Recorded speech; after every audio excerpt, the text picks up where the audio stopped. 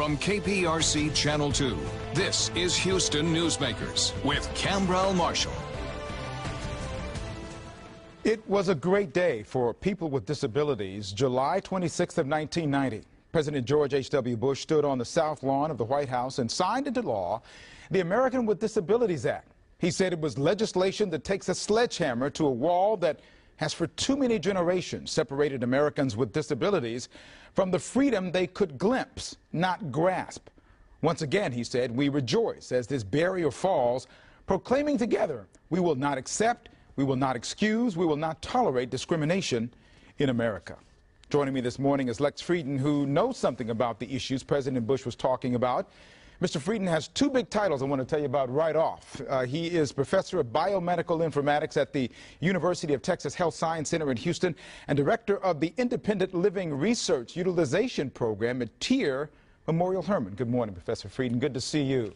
Glad to be here, Khambrel. Talk about what those titles I just talked about. What duties and responsibilities are associated with those? Well, at the University of Texas Health Science Center in Houston, I work on projects that are related to biomedical informatics, and I teach courses there in grant writing and a number of other issues. So we have a full plate there, and in TIRR we operate a program that researches independent living for people with disabilities. And there's a lot of needs in that category, is there not, in terms of the kinds of environments that people with disabilities need? Well, the issue now becomes what we do with the growing number of people with disabilities. The baby boom generation is just beginning to retire, and as people age, they naturally acquire disabilities, and most of them want to age in place. So we need to develop the infrastructure to accommodate people in the community rather than have them all trying to live in a place they might not want to live. Right. You know, it's been 25 years since the signing of the ADA. There have been glowing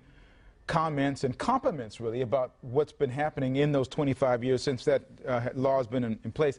How has that changed for the better, and how much more do we have to go? Well, some of the changes have been remarkable and dramatic. The access to public accommodations by people with disabilities is very much improved. In fact, there are a few places now that I in my wheelchair can't get into, that blind people can't find their way around in, and that deaf people aren't able to generate communications that they can feel comfortable with.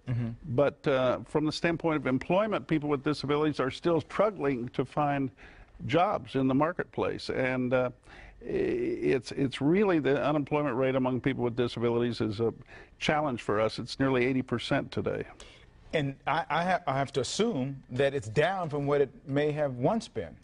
Well, the number of people with disabilities who are in the workplace is higher, but with the changing dynamics of the workplace, the proportion is about equal to what it was. There are many more people with disabilities now able and looking for work than there were 25 years ago.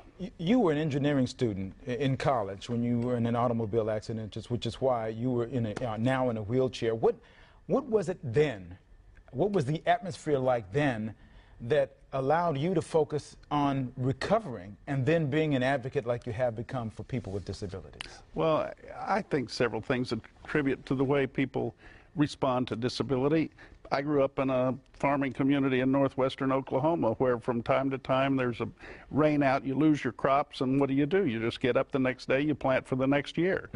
That's kind of an attitude. I also grew up during a time when we were overcoming racial strife in America. After the 1964 Civil Rights Act, people wanted to be inclusive, so I felt like here's an opportunity for someone with a disability. And then finally, I grew up during a time that the United States was sending men around the globe and to the moon, and it occurred to me that we would have many more opportunities in the future than we might have before I was injured. So I generally left with a positive attitude about dealing with my disability.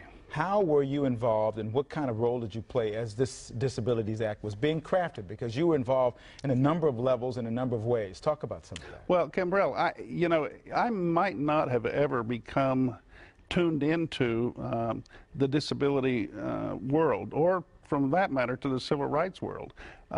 1 year after I broke my neck in a car accident, I applied to go back to the university and was turned down simply because I used a wheelchair for mobility. I had a disability, and it was the policy of that university not to admit students with disabilities. I found that to be very, very painful.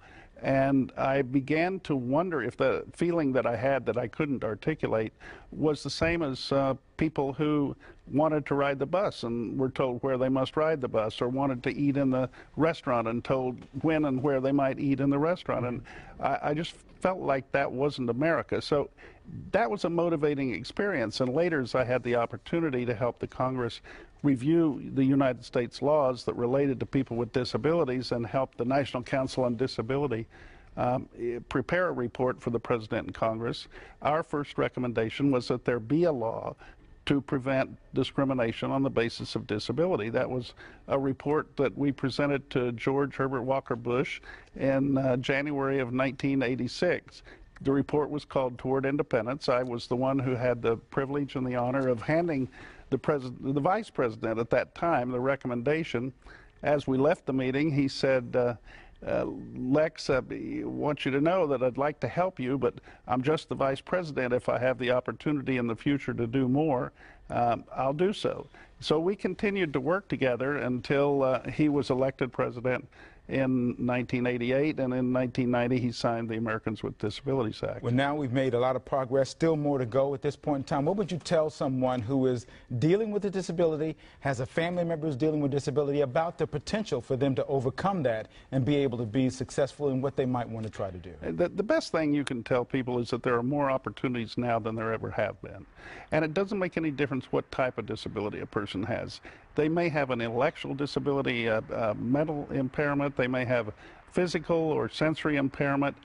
We have all kinds of technology that can help people now overcome these issues. We also have a much more accepting public. People in America generally feel like those of us with disabilities should be included and full participants in our communities. We have to understand that, take advantage of it, get a good education, and apply ourselves to do the best we can every day. Professor Frieden, thank you for what you've done up to this point in your life and how much more you're going to have to do. As I found out earlier that he's an Eagle Scout as well. We're going to talk more about Eagles coming up. Professor, good to see you. Congratulations on what's happened so far, and also good luck on what's going to happen in the future. Thank you. It's a pleasure to be here today. Appreciate you coming in.